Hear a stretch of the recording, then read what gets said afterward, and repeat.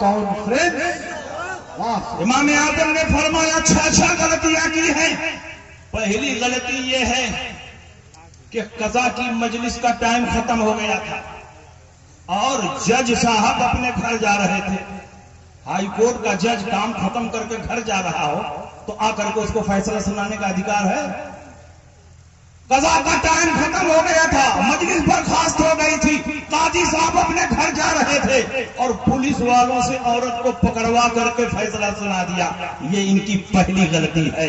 دوسری غلطی یہ ہے کہ اس مسجد میں انہوں نے حد لگوائی، جبکہ مسجد میں حدود و قصاص کا فیصلہ ہو سکتا ہے، لیکن مسجد میں حد لگانا ناجائز و حرام ہے، کیونکہ مسجد نماز پڑھنے کی جگہ ہے، مجرموں کو سزا دینے کی جگہ نہیں ہے۔ یہ دوسری غلطی ہے۔ اور تیسری غلطی یہ ہے کہ عورت کو کھڑا کروا کر حد لگوائی، جبکہ رسول پاک نے فرمایا عورت پر جب حد جاری کی جائے تو بیٹھا کر حد جاری کی جائے کہ کہیں کپڑا پھٹے تو اس کی بے ستری نہ ہونے پائے۔ عورت کو بیٹھا کر کے حد لگائی جائے تاکہ ستر پوشی ہوتی رہے۔ یہ ان کی تیسری غلطی ہے۔ اور چوتھی غلطی یہ ہے کہ انہوں نے دو حد کا فیصلہ سنا دیا، حالانکہ اس مسئلے میں 2 حد واجب نہیں ہے، ایک ہی حد واجب ہے، کیونکہ گالی کا کلمہ ایک ہے۔ جب گالی کا کلمہ ایک ہے تو حد بھی ایک ہی واجب ہے۔ انہوں نے 2 حد کا فیصلہ سنا دیا، یہ ان کی چوتھی غلطی ہے۔ اور 5ویں غلطی یہ ہے کہ انہوں نے دونوں حدوں کو ایک ساتھ جاری کرا دیا، حالانکہ رسول پاک کا حکم موجود ہے کہ کسی پر 2 حد واجب بھی ہو تو ایک ساتھ دونوں حدوں کو جاری نہیں کیا جائے گا، پہلے ایک حد کو جاری کیا جائے گا، زخم ٹھیک ہو جائے گا اور وہ آدمی صحت مند ہو جائے گا تو کچھ دن کے بعد دوسری حد جاری کی جائے گی۔ انہوں نے دونوں حدوں کو ایک ساتھ جاری کر دیا، یہ ان کی 5ویں غلطی ہے۔ اور 6ٹھی غلطی یہ ہے کہ جس آدمی کو گالی دی گئی وہ تو قاضی کی مجلس میں آیا ہی نہیں، اس نے FIR کیا ہی نہیں، اس نے مقدمہ قائم کیا ہی نہیں، خود ہی انہوں نے عورت کو پکڑوا کر خود ہی نوٹس لیا اور فیصلہ سنا دیا۔ حدودوں کے ساتھ میں یہ شرط ہے کہ جس کے ساتھ ظلم ہوا، زیادتی ہوئی، جس کو گالی دی گئی، پہلے قاضی کی مجلس میں پہنچ کر کے وہ مقدمہ دائر کرے، اس کے بعد ہی قاضی کیس کی سماعت کر سکتا ہے۔ یہ ان کی 6ٹھی غلطی ہے۔ قاضی ابن ابی لعلہ نے اپنے اس ایک فیصلے میں 6 غلطیاں کی۔ ہم کسی ایسے تیسے مولوی کے مقلد نہیں ہیں، ہم اس کے مقلد ہیں جس کے پیچھے بڑے بڑے فقہا چل رہے ہیں، بڑے بڑے مجتہدین چل رہے ہیں، محدثین چل رہے ہیں، جس کو اللہ نے دنیا میں پیدا نہ کیا ہوتا تو دین کو سمجھنا مشکل ہو جاتا، جس کو اللہ نے دنیا میں پیدا نہ کیا ہوتا تو دین کی راہیں ہمارے لیے دشوار ہو جاتی۔ اس نے نئے نئے مسائل کو اس طرح اپنے اصولوں کی روشنی میں حل فرما دیا کہ قیامت تک جتنے بھی جدید قسم کے مسائل پیدا ہوتے رہیں گے، امام اعظم کے اصولوں کی روشنی میں ان کا جواب قیامت تک ملتا رہے گا۔ یہ شان ہے امام اعظم ابو حنیفہ۔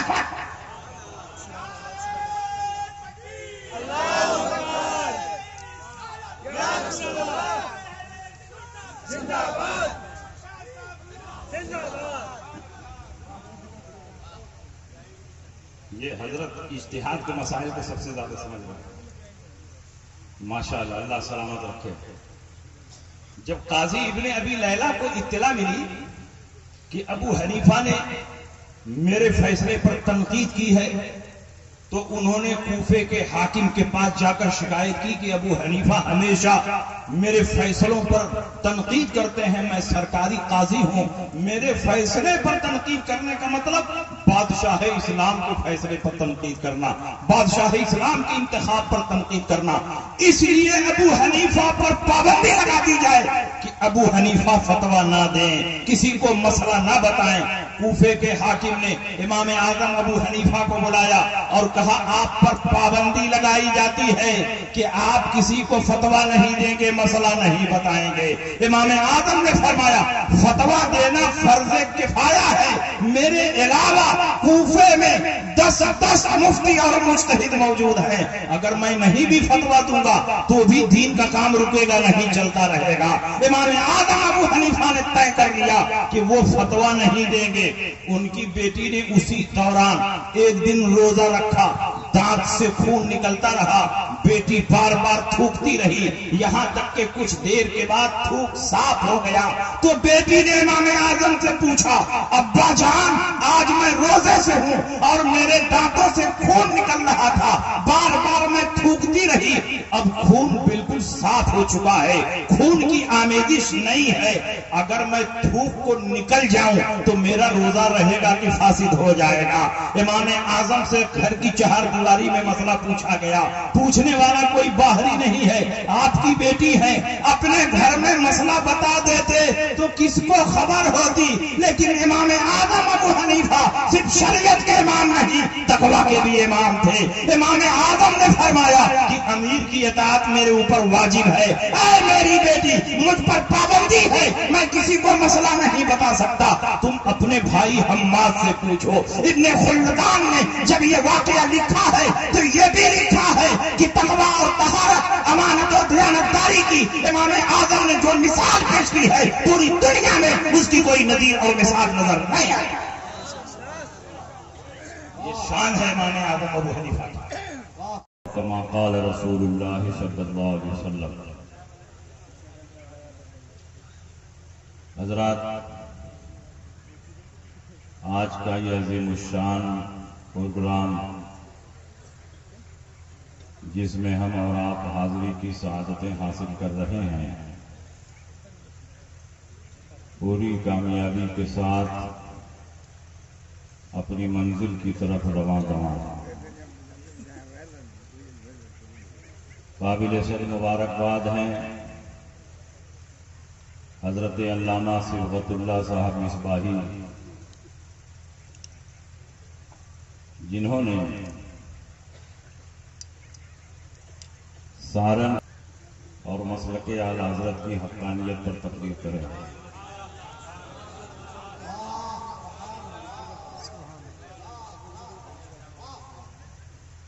نبی اکرم صلی اللہ تعالی علیہ وسلم اس دنیا سے تشریف لے گئے تو ایک ایسی جماعت کو چھوڑا جنہوں نے اپنے اجتہاد کی روشنی میں نبی اکرم صلی اللہ علیہ وسلم کے اقوال اور ان کے ارشادات کی تشریح و توضیح فرمائی، اور جب صحابہ دنیا سے گئے تو اللہ تعالی نے مجتہدین کی ایک ایسی جماعت کو پیدا فرمایا جنہوں نے صحابہ کے اقوال کی ایسی شاندار تشریح و توضیح فرمائی کہ ہمارا دین ہر حیثیت سے کامل اور مکمل نظر آنے لگا۔ ائمہ کرام مجتہدین اعظام نے اپنی طبیعت سے اور محض قیاس عقلی سے کوئی مسئلہ ثابت نہیں فرمایا، بلکہ رسول اللہ صلی اللہ علیہ وسلم نے مسائل کے استنباط اور استخراج کے جو اصول اور قوانین بیان فرمائے تھے اسی کی روشنی میں مسائل کا استنباط اور استخراج کیا۔ مثال کے طور پر بخاری شریف کی حدیث ہے، نبی اکرم صلی اللہ علیہ وسلم نے حضرت معاذ بن جبل کو یمن کا قاضی بنا کر بھیجنا چاہا۔ جب معاذ بن جبل جانے لگے تو رسول پاک نے پھر بلایا اور فرمایا، یا معاذ کیف تقضی، اے معاذ تم کیسے فیصلہ کرو گے؟ حضرت معاذ بن جبل نے فرمایا، اقضی بکتاب اللہ، اللہ کی کتاب کی روشنی میں فیصلہ کروں گا۔ رسول اللہ نے سوال فرمایا، فَإِن لَّمْ تَجِدْ فِي كِتَابِ اللَّهِ، اگر اللہ کی کتاب میں مسئلہ نہ ملے تب کیا کرو گے؟ تو انہوں نے جواب دیا، اقضی بسنت رسول اللہ، رسول اللہ کی سنت کی روشنی میں فیصلہ کروں گا۔ رسول پاک کا سوال ہی بتا رہا ہے کہ ہر مسئلہ قرآن اور حدیث ہی سے نہیں حل ہوگا، اس کے بعد بھی ایک مرحلہ آئے گا. اسی لیے رسول پاک فرماتے ہیں فَإِن لَمْ تَجِدْ، اگر سنت رسول میں بھی مسئلہ نہ ملے تب کیا کرو گے؟ تو حضرت معاذ بن جبل نے یہ نہیں فرمایا یا رسول اللہ دلیلیں تو صرف دو ہی ہیں، کتاب اللہ سنت رسول، اب میں کیا کر سکتا ہوں؟ اصول شرع تو دو ہیں، کتاب اللہ سنت رسول، تو اب میں کیا کروں گا؟ اگر کتاب اللہ میں بھی مسئلہ نہ ملے، سنت رسول اللہ میں بھی مسئلہ نہ ملے، تو اب اس کے بعد میں کیا کر سکتا ہوں؟ وہ معاذ بن جبل تھے، وہ عظیم صحابی تھے، ان کو معلوم تھا کہ رسول پاک نے ہمیں یہ تعلیم دی ہے کہ جب کتاب و سنت میں کوئی مسئلہ نہ ملے تو کتاب و سنت کے نصوص کو، ان کے نظائر کو، ان کے امثال کو، ان کی مثالوں کو سامنے رکھ کے اس طرح کے احکام جو وہاں دیے گئے ہیں وہی احکام یہاں بھی جاری کیے جائیں گے. اس لیے انہوں نے فرمایا اجتہد و برائی، میں اپنی رائے سے قیاس اور اجتہاد کروں گا. یہ مطلب نہیں ہے کہ محض اپنی عقل سے مسئلہ بتاؤں گا، مطلب یہ ہے کہ کتاب اللہ اور سنت رسول اللہ کی نصوص کی روشنی میں قیاس شرعی کروں گا. آج غیر مقلدین کہتے ہیں اصول شرع صرف دو ہیں، کتاب اللہ اور حدیث رسول، اس کے علاوہ کوئی چیز دلیل نہیں ہے. اگر اس کے علاوہ کوئی چیز دلیل نہیں تھی تو رسول پاک کو رد کرنا چاہیے، رسول پاک کو انکار کرنا چاہیے، رسول پاک کو تنبیہ فرمانا چاہیے. لیکن رسول پاک انکار نہیں فرما رہے ہیں بلکہ ارشاد فرماتے ہیں الحمدللہ الذی وفق رسول اللہ بما یرضی بہ رسول اللہ. تمام تعریف ہے اس اللہ کے لیے جس نے اپنے رسول کے قاصد کو اس بات کی توفیق دی جس سے اس کا رسول راضی ہے. اس کا مطلب یہ ہوا کہ نبی نے اسی دور میں یہ فیصلہ فرما دیا کہ پہلے کتاب اللہ میں مسئلہ تلاشا جائے گا، پھر سنت رسول اللہ میں تلاشا جائے گا، اور وہاں مسئلہ نہ ملے تو قیاس اور اجتہاد سے مسائل کا استنباط اور استخراج ہوگا.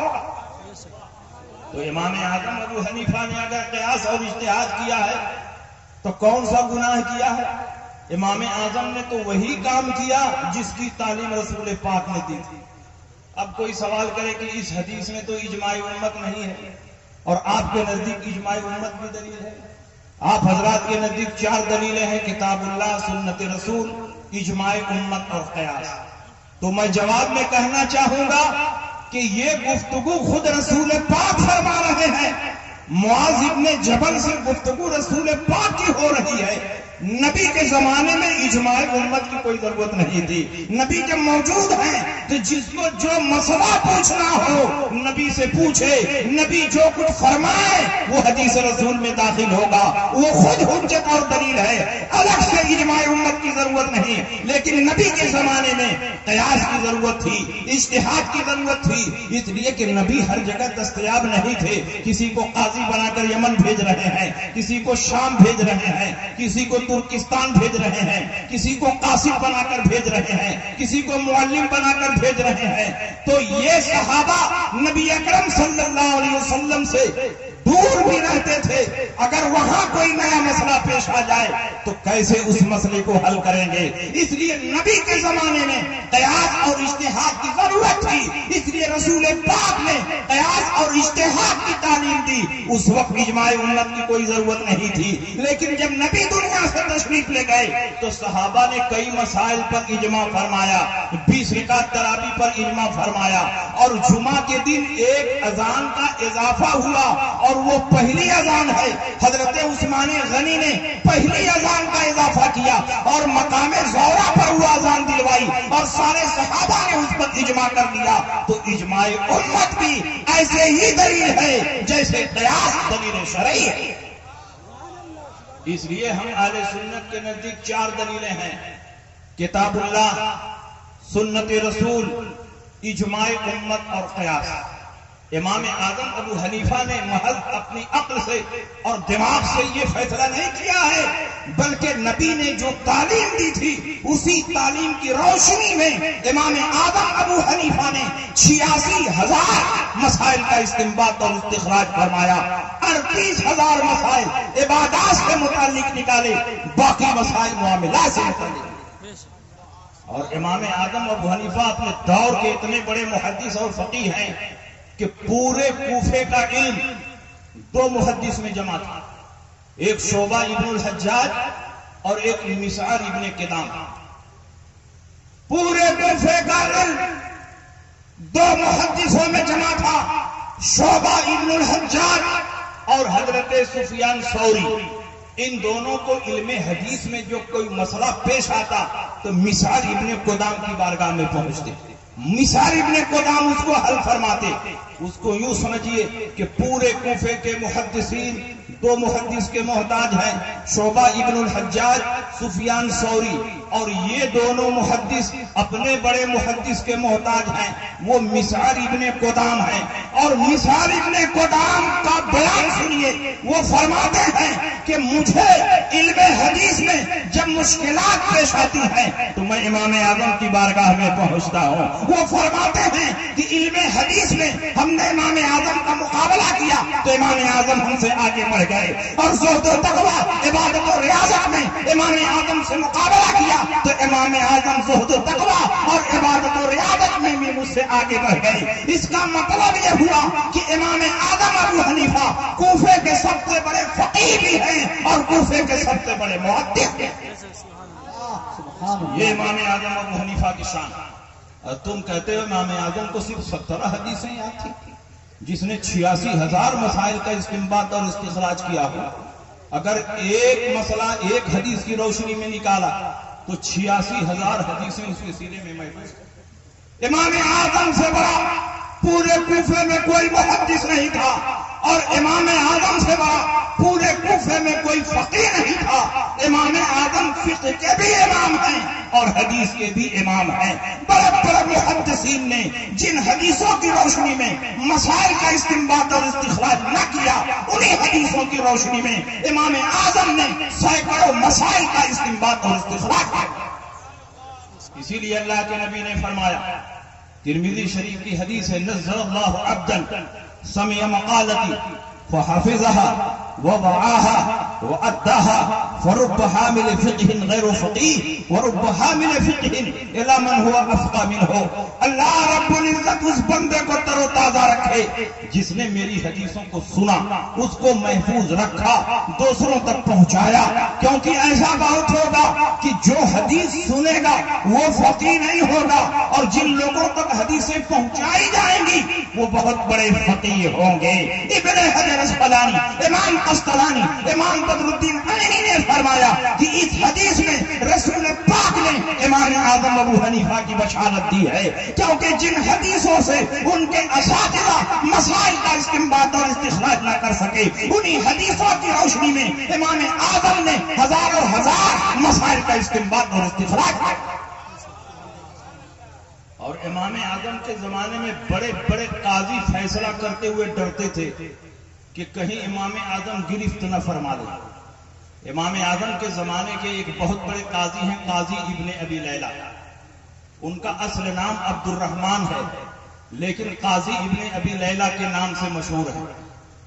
حضرت علی کے مقرر کیے ہوئے قاضی، 33 سال تک کوفے کے قاضی رہے۔ کوفے میں بڑے بڑے فقہاء اور مجتہدین تھے، لیکن قاضی ابن ابی لیلہ کا انتخاب ہوا۔ کوفے کی جامع مسجد میں بیٹھ کر آپ فیصلہ صادر فرماتے تھے۔ امام اعظم ابو حنیفہ رضی اللہ عنہ کا دور ہے۔ حضرت قاضی ابن ابی لیلہ کوفے کی جامع مسجد سے جب کچہری کا ٹائم ختم ہوا، عدالت کا ٹائم ختم ہوا، مجلس برخاست ہوئی تو اپنے گھر جا رہے تھے. اور ظاہر ہے کہ اس دور کا جو قاضی اور چیف جسٹس ہوتا تھا اس کی بڑی حیثیت ہوتی تھی. آپ کے ساتھ میں پولیس والے اور آپ کے ساتھ میں سپاہیوں کی فوج تھی. آپ جا رہے تھے، راستے میں ایک عورت ایک آدمی سے جھگڑا کر رہی تھی اور اس عورت نے جھگڑا کرتے ہوئے اس مرد کو گالی دی، یا ابن الزانیین، اے زانیین کے بیٹے، اے وہ شخص کہ تیرا باپ بھی زانی اور تیری ماں بھی زانیہ. جب اس عورت نے اس مرد کو یا ابن الزانیین کہا تو قاضی ابن ابی لیلہ نے اپنے سپاہیوں کو حکم دیا کہ اس عورت کو گرفتار کر لو. عورت کو گرفتار کر لیا گیا، کہا کوفے کی جامع مسجد میں لے کر آؤ. عورت کو کوفے کی جامع مسجد میں لایا گیا اور آپ کوفے کی جامع مسجد میں بیٹھے اور آپ نے فیصلہ سنایا کہ اس عورت کو کھڑا کرا کر ڈبل حد قذف جاری کی جائے. ایک حد قذف میں 80 کوڑے مارے جاتے ہیں اور اس عورت پر ڈبل حد قذف جاری کی جائے، 160 کوڑے مارے جائے. کیونکہ جو کسی آدمی پر زنا کی جھوٹی تہمت لگائے اس کے اوپر حد قذف جاری کی جاتی ہے. اس نے باپ کو بھی زانی کہا، ماں کو بھی زانیہ کہا اور کوئی ثبوت شرعی نہیں ہے، اس لیے اس عورت پر ڈبل حد قذف جاری کی جائے. 160 کوڑے اسی مسجد میں کھڑا کرا کے اس کو مارے گئے. عورت کو کھڑا کرا کے مسجد میں 160 کوڑے مارے گئے. امام اعظم ابو حنیفہ کو جب اطلاع ملی تو آپ نے فرمایا قاضی ابن ابی لیلہ نے اپنے اس ایک فیصلے میں 6 غلطیاں کی.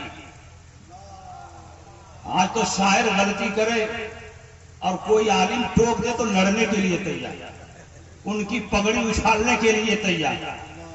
لیکن امام اعظم ابو حنیفہ اس دور کے قاضی القضاۃ کو فرماتے ہیں کہ قاضی ابن ابی لیلہ نے اپنے اس ایک فیصلے میں 6 غلطیاں کی. امام اعظم نے اس کی تفصیل بتائی. سنیے غور سے. چٹکلے اور لطیفے والی تقریریں آپ بہت سنتے ہیں، چترویدیوں کو بھی سنتے ہیں. جن کتابوں کو ہم غلط اور باطل سمجھتے ہیں ان کتابوں کے حوالے کی ہم کو کیا ضرورت ہے؟ جب وہ ہمارے نزدیک غلط اور باطل ہیں تو ان کا حوالہ پیش کرنے کی کیا ضرورت ہے؟ اس لیے کہ اگر وہ بات ہمارے دل میں بیٹھ گئی تو ان کتابوں کی عظمت بیٹھ جائے گی، اس مذہب کی عظمت بیٹھ جائے گی. حضرت عمر ابن خطاب نے رسول پاک کی بارگاہ میں دوران گفتگو کہا کہ حضور تورات میں تو یہ لکھا ہوا ہے، اور کھول کر حوالہ دکھانے لگے. سرکار کے چہرے پر غضب و غضب کے آثار نمایاں ہو گئے.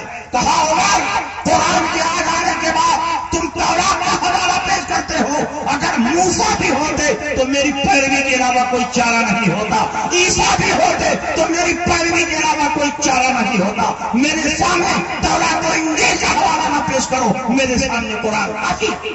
نعرہ تکبیر، نعرہ رسالت، خیر الورا کانفرنس. امام اعظم نے فرمایا 6 غلطیاں کی ہیں. پہلی غلطی یہ ہے کہ قضا کی مجلس کا ٹائم ختم ہو گیا تھا اور جج صاحب اپنے گھر جا رہے تھے. ہائی کورٹ کا جج کام ختم کر کے گھر جا رہا ہو تو آ کر کے اس کو فیصلہ سنانے کا ادھیکار ہے؟ قضا کا ٹائم ختم ہو گیا تھا، مجلس برخاست ہو گئی تھی، قاضی صاحب اپنے گھر جا رہے تھے اور پولیس والوں سے عورت کو پکڑوا کر کے فیصلہ سنا دیا. یہ ان کی پہلی غلطی ہے. دوسری غلطی یہ ہے کہ اس مسجد میں انہوں نے حد لگوائی، جبکہ مسجد میں حدودوں کے ساتھ کا فیصلہ ہو سکتا ہے لیکن مسجد میں حد لگانا ناجائز و حرام ہے، کیونکہ مسجد نماز پڑھنے کی جگہ ہے، مجرموں کو سزا دینے کی جگہ نہیں ہے. یہ دوسری غلطی ہے. اور تیسری غلطی یہ ہے کہ عورت کو کھڑا کروا کر حد لگوائی، جبکہ رسول پاک نے فرمایا عورت پر جب حد جاری کی جائے تو بیٹھا کر حد جاری کی جائے کہ کہیں کپڑا پھٹے تو اس کی بے ستری نہ ہونے پائے. عورت کو بیٹھا کر کے حد لگائی جائے تاکہ ستر پوشی ہوتی رہے. یہ ان کی تیسری غلطی ہے. اور چوتھی غلطی یہ ہے کہ انہوں نے 2 کا فیصلہ سنا دیا.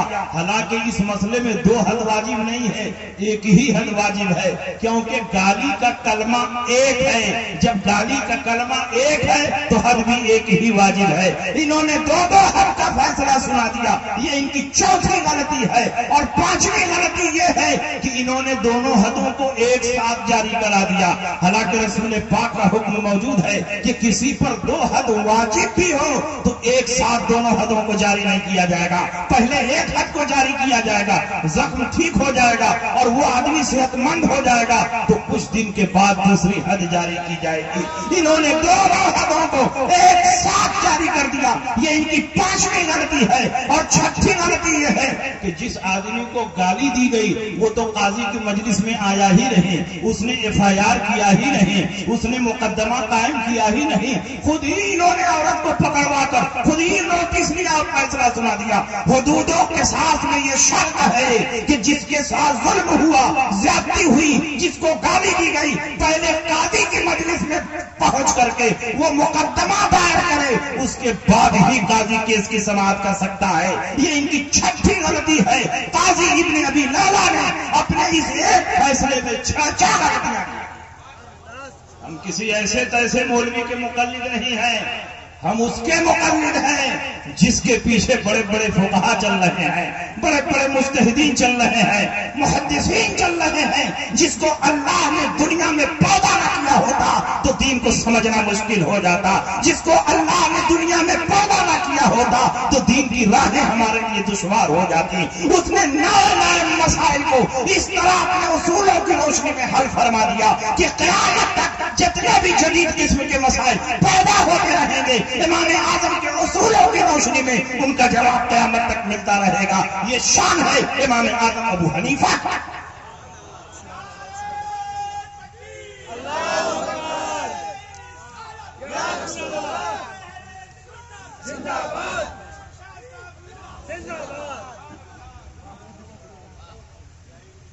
یہ حضرت اجتہاد کے مسائل کو سب سے زیادہ سمجھ رہے ہیں.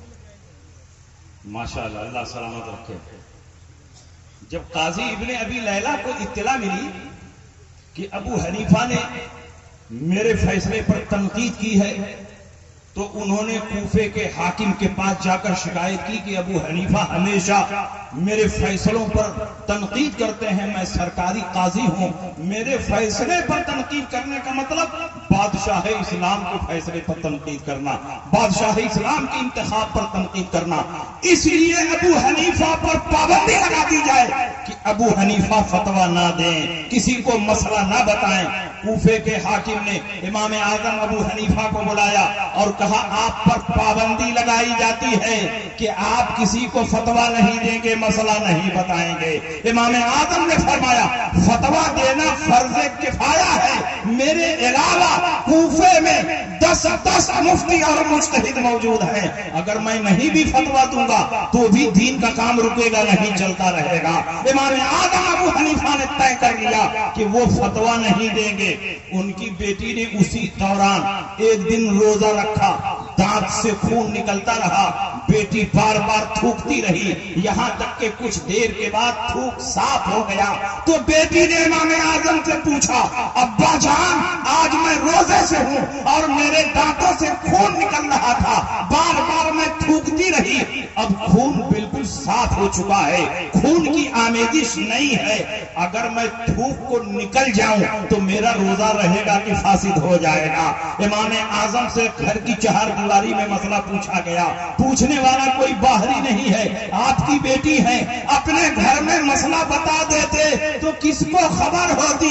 لیکن امام اعظم ابو حنیفہ صرف شریعت کے امام نہیں تقویٰ کے بھی امام تھے. امام اعظم نے فرمایا کہ امیر کی اطاعت میرے اوپر واجب ہے, اے میری بیٹی مجھ پر پابندی ہے, میں کسی کو مسئلہ نہیں بتا سکتا, تم اپنے بھائی حماد سے پوچھو. ابن خلدان نے جب یہ واقعہ لکھا ہے تو یہ بھی لکھا ہے کہ تقویٰ اور طہارت, امانت اور دیانتداری کی امام اعظم نے جو مثال پیش کی ہے پوری دنیا میں اس کی کوئی نظیر اور مثال نظر نہیں آئی. یہ شان ہے امام اعظم ابو حنیفہ کی. امام اعظم کے بارے میں کل بھی پرچار ہو رہا تھا کہ یہ قیاس سے مسئلہ بتاتے ہیں اور آج بھی غیر مقلدین پرچار کرتے ہیں کہ امام اعظم قیاس سے مسئلہ بتاتے ہیں. امام اعظم ابو حنیفہ نے سب سے کم قیاس کیا ہے. میری اس گفتگو کو نوٹ کر کے لکھو. سب سے کم قیاس جس امام نے کیا ہے وہ امام اعظم ابو حنیفہ ہیں. امام اعظم نے ایک قانون بنایا ہے، جب تک ضعیف حدیث مجھ کو ملتی رہے گی، ضعیف حدیث کے ہوتے ہوئے میں قیاس نہیں کروں گا، ضعیف حدیث ہی پر عمل کر لوں گا. حدیث تو ہے، جب تک حدیث مرسل ملتی رہے گی، حدیث مرسل کے ہوتے ہوئے میں قیاس نہیں کروں گا، حدیث مرسل پر عمل کر لوں گا. یہ تنہا امام اعظم ہے کہ حدیث ضعیف کے ہوتے ہوئے قیاس نہیں کرتے، حدیث مرسل کے ہوتے ہوئے قیاس نہیں کرتے. جبکہ امام شافعی حدیث ضعیف پر عمل نہیں کرتے ہیں، ایسے موقع پر قیاس پر عمل کرتے ہیں. حضرت امام مالک قیاس پر عمل کرتے ہیں، حضرت امام احمد ابن حنبل قیاس پر عمل کرتے ہیں. سب سے کم قیاس جس امام نے کیا ہے وہ امام اعظم ابو حنیفہ ہے. قیاس کی 4 قسمیں ہیں: قیاس مؤثر، قیاس مناسب، قیاس شبہ، قیاس طرد. امام اعظم نے صرف قیاس مؤثر پر عمل کیا ہے، باقی قیاس کی تینوں قسموں کو چھوڑ دیا ہے. باقی سارے امام قیاس کی تمام قسموں پر عمل کر رہے ہیں. تو بتاؤ کس نے سب سے کم قیاس کیا ہے؟ اگر کسی نے سب سے کم قیاس کیا ہے تو وہ ہمارے امام اعظم ابو حنیفہ. سبحان اللہ، سبحان سب سے کم قیاس امام اعظم نے کیا. اس دور کے بہت بڑے امام ہیں حضرت امام باقر رضی اللہ تعالی. ان کو اس دور میں امام الہدیٰ کہا جاتا تھا. امام باقر اور خاندان نبوت سے ان کا تعلق ہے. حضرت امام زین العابدین کے بیٹے ہیں اور امام حسین کے پوتا ہیں. سید سجاد کے صدقے میں ساجد رکھ مجھے، علم حق دے باقر علم ہدیٰ کے واسطے. باقر العلوم ہیں. اس دور میں آپ محدثین کے مقتدی اور پیشوا تھے. کچھ لوگ ان کے پاس گئے اور کہا حضور ابو حنیفہ دین میں قیاس بہت کرتے ہیں، اپنی عقل سے اپنی رائے سے نئی نئی باتیں نکالتے ہیں اور رسول اللہ کی حدیثوں کو رد کر دیتے ہیں. امام اعظم ابو حنیفہ حج کے لیے گئے، پتا چلا امام باقر بھی آئے ہوئے ہیں، تو ان کی زیارت کے لیے امام اعظم حاضر ہوئے اور آپ کے شاگرد رشید عبداللہ ابن مبارک نے تعارف کروایا کہ یہ فقیہ عراق ابو حنیفہ ہیں. اتنا سننا تھا کہ حضرت امام باقر کے چہرے پر غیظ و غضب کے آثار نمایاں ہو گئے اور فرمایا تو بھی ابو حنیفہ ہو جو اپنی رائے اور قیاس سے میرے دادا جان کی حدیثوں کو رد کر دیتے ہو. امام اعظم نے فرمایا کہ حضور ایسا نہیں ہو سکتا کہ کوئی اپنی رائے اور قیاس سے رسول پاک کی حدیثوں کو رد کرتے، میں ایسا نہیں کرتا. امام اعظم ابو حنیفہ نے صفائی پیش کی، لیکن امام باقر نے فرمایا تمہارے بارے میں مسلسل یہ رپورٹ مل رہی ہے کہ تم دین میں قیاس بہت کرتے ہو، اپنی رائے سے مسائل کا استنباط اور استخراج کرتے ہو. امام اعظم نے فرمایا غلط ہے. اگر کسی خاص مسئلے میں اطلاع ملی ہو تو اس مسئلے کو پیش کیا جائے، میں کتاب و سنت کی دلیلیں اس پر پیش کرتا ہوں. اور اگر عام طور پر یہ بات پہنچی ہے تو یہ بات بالکل غلط ہے. اگر حضور اجازت دیں تو کچھ مسئلہ میں پوچھنا چاہتا ہوں. امام باقر نے اجازت دی تو امام اعظم ابو حنیفہ نے پوچھا حضور بتائیں نماز افضل ہے کہ روزہ افضل ہے؟ امام باقر نے فرمایا نماز افضل ہے. امام اعظم نے فرمایا کہ جب عورتوں کو حیض آتا ہے تو حیض کے زمانے میں جو نمازیں چھوٹتی ہیں ان کی قضا نہیں ہے، جو روزے چھوٹتے ہیں ان کی قضا ہے. انہوں نے کہا بالکل صحیح ہے. امام اعظم نے فرمایا اگر میں اپنی رائے اور قیاس سے فتویٰ دیتا تو میں یہ فتویٰ دیتا کہ جب روزوں کی قضا ہو رہی ہے اور نماز روزے سے افضل ہے تو نمازوں کی قضا بدرجہ اولا ہونی چاہیے. لیکن میں اپنی طبیعت سے اور اپنی رائے سے فتویٰ نہیں دیتا. میرے سامنے رسول اللہ کی حدیثیں ہیں. حضرت ام سلمہ فرماتی ہیں، حضرت عائشہ فرماتی ہیں جب ہمیں حیض آتا نمازیں چھوٹتی تو رسول پاک ان نمازوں کی قضا کا حکم نہیں دیتے. جب روزے چھوٹتے تو رسول پاک ان روزوں کی قضا کا حکم دیتے. تو جو امہات المومنین نے فرمایا جو حدیث کہہ رہی ہے اسی کے مطابق تو میں بھی حکم دے رہا ہوں، اسی کے مطابق تو میں بھی فتویٰ دے رہا ہوں. پھر آپ نے پوچھا کہ حضور بتائیں عورت ضعیف ہے یا مرد؟ صنف نازک ہونے میں کمزور کون ہے؟ عورت کمزور ہے کہ مرد کمزور ہے؟ امام باقر نے فرمایا کہ عورت کمزور ہے، صنف نازک ہے. پوچھا کہ وراثت میں ڈبل حصہ کس کو ملتا؟ عورت کو ملتا ہے کہ مرد کو ملتا ہے؟ امام باقر نے فرمایا کہ مرد کو ڈبل حصہ ملتا ہے. امام اعظم نے فرمایا اگر میں اپنی رائے سے فتویٰ دیتا تو یہ فتویٰ دیتا کہ عورت کو وراثت میں ڈبل دیا جائے، کیونکہ جو ضعیف اور کمزور ہو اس کو مال کی حاجت زیادہ ہوتی ہے. لیکن میں اپنی رائے سے فتویٰ نہیں دیتا، میں کتاب اللہ کی روشنی میں فتویٰ دیتا ہوں. قرآن میں اللہ فرماتا ہے لِلذَّكَرِ مِثْلُ حَظِّ الْأُنثَيَيْنِ، ایک مذکر کو 2 مؤنث کے برابر دیا جائے گا، ایک میل کو 2 فیمیل کے برابر دیا جائے گا. وہی فتویٰ تو میں بھی دیتا ہوں. پھر پوچھا حضور خفین پر مسح اوپر ہونا چاہیے کہ نیچے ہونا چاہیے؟ تو انہوں نے فرمایا اوپر ہونا چاہیے. امام اعظم نے فرمایا قیاس کا تقاضا یہ ہے کہ خف کے نیچے تلی میں مسح ہونا چاہیے، کیونکہ نجاست وہیں لگنے کا ڈر ہے، کیچڑ وہیں لگنے کا ڈر ہے. لیکن خفین کے اوپر مسح ہوتا ہے اس لیے کہ رسول پاک کی حدیث موجود ہے، رسول پاک کا عمل موجود ہے کہ آپ خفین کے اوپر مسح کرتے تھے. وہی فتویٰ تو میں بھی دیتا ہوں. اتنا کہنا تھا کہ امام باقر کھڑے ہو گئے، امام اعظم کی پیشانی کو بوسہ دیا اور کہا مبارک ہو اے ابو حنیفہ، جب تک تیرے جیسا امام اس دھرتی پر موجود ہے کوئی رسول پاک کی حدیثوں کو نہیں بدل سکتا، کوئی رسول پاک کی حدیثوں میں تحریف نہیں کر سکتا. اس دور کے گھر میں دین اسی لیے امام اعظم سے چڑھتے ہیں کہ جب جب حدیث کے نام پر یہ ہیرا پھیری کرتے ہیں، گھوٹالا کرتے ہیں، تو امام اعظم کے غلام ان کی چوری کو پکڑ لیتے ہیں، ان کے چہرے کو بے نقاب کر دیتے ہیں. نعرہ تکبیر، نعرہ رسالت، خیر الورا کانفرنس، خلیفہ حضور سرکار تاج الشریعہ حضرت علامہ مفتی شمشاد احمد صاحب مصباحی. آپ ذرا اندازہ لگائیں امام اعظم ابو حنیفہ کی کیا شان ہے. امام اعظم ابو حنیفہ نے ایک دور ہی 86,000 مسائل کا استنباط اور استخراج کیا. آج جو لوگ یہ دعویٰ کرتے ہیں کہ ہم تقلید نہیں کریں گے، ہم امام اعظم کی پیروی نہیں کریں گے، ہم امام شافعی کے مقلد نہیں بنیں گے، اس لیے کہ اللہ نے ہمیں دماغ دیا ہے، اللہ نے ہمیں شعور دیا ہے. ہم خود کتاب و سنت کی روشنی میں مسائل کا استنباط اور استخراج کریں گے. میں آپ سے پوچھنا چاہتا ہوں 1,24,000 کم و بیش صحابہ تھے، لیکن کتنے صحابہ ایسے ہیں جو قرآن و حدیث سے مسائل نکال پاتے تھے؟